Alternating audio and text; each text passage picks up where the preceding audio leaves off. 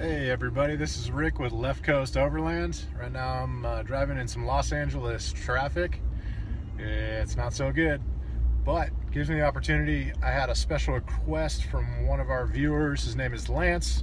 Lance, if you're watching, this one's for you, buddy. To see the interior lighting, dash lights, infotainment, and also the headlamps, and see how far they throw. So my intent with this video is to show that to you, and hopefully you guys get something out of it.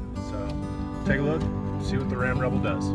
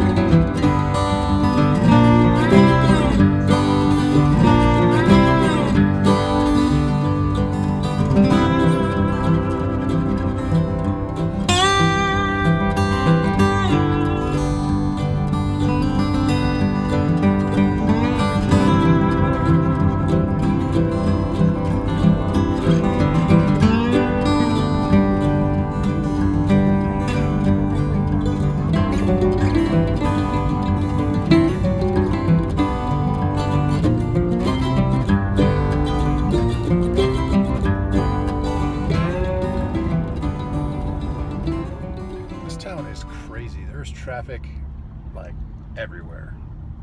Can't get away from it. Scary. Okay, so here's what we're looking at, the daytime setting, kind of in the evening.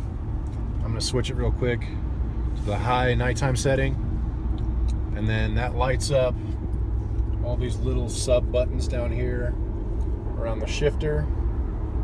It brings light to the forward and rear parking control, tow haul switch, and the traction control. And then it also brings a little bit of light to the buttons on the steering wheel and left driver's side control quadrant. It also switches the navigation screen from like a bright white to a black with the green and red traffic lines, which is pretty sweet. It looks awesome. Right now I've got headlights on. As you can see by the indicators, I've got head and fog lights on. I just leave them on all the time. I think it looks cool, but it's not putting out enough light to see with the twilight.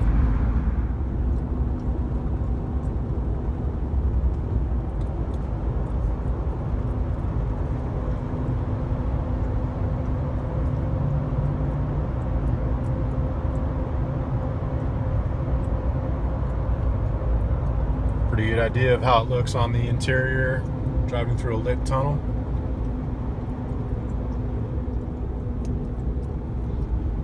Not overly bright, and that's in the highest nighttime setting on the rheostat dimmer wheel.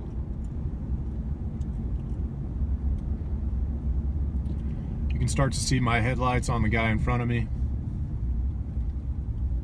Not super bright that it blasts them out, but these LEDs definitely put out a great amount of light, especially on the periphery.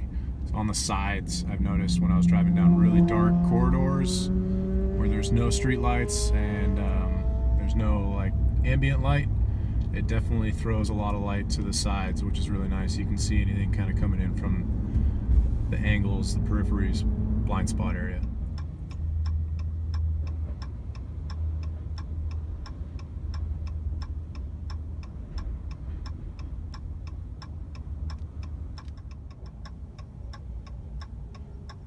Pretty good view of the dash. It's currently 18:57, so 6:57, almost 7 o'clock.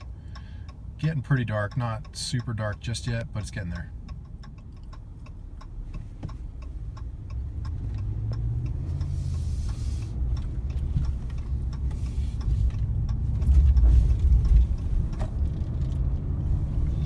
kind of see my periphery light that I was talking about a second ago, though, cast on that wall. It's kind of hard to show the auto dim feature on there. It's not my favorite. I kind of prefer the old school little flip knob thing that's in there, but this did not come equipped with that sort of system, so just got to deal with it. But it's a function on the infotainment center. It's a light dimmer. You just push apps and controls, and there's the mirror dimmer there. You can turn it off and on. I just leave it on the auto function, and it also dims your driver's side. You can kind of see there's an outline where the mirror shows like a brighter color, and then that darker kind of inner color that takes up the rest of the mirror is the auto dim feature on the driver's side view mirror. So this is the infotainment, the dash cluster, everything set up in the night setting. It's pretty bright, not super bright. I can turn it up a little bit higher to the daytime setting if I like, but the nighttime setting is a little bit more comfortable.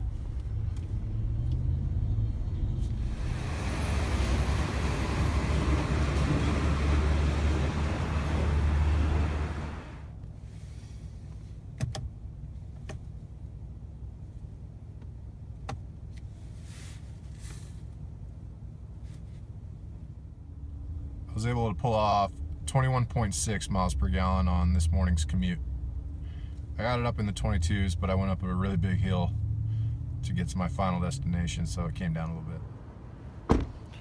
Well, Lance, that one was for you, buddy. Hopefully you got some insight out of it. I'm at work now. It's twilight. Gotta be editing this video and I'll upload it for you here soon. Everybody, thanks for watching. This is Rick from Left Coast Overland. We'll see you next time.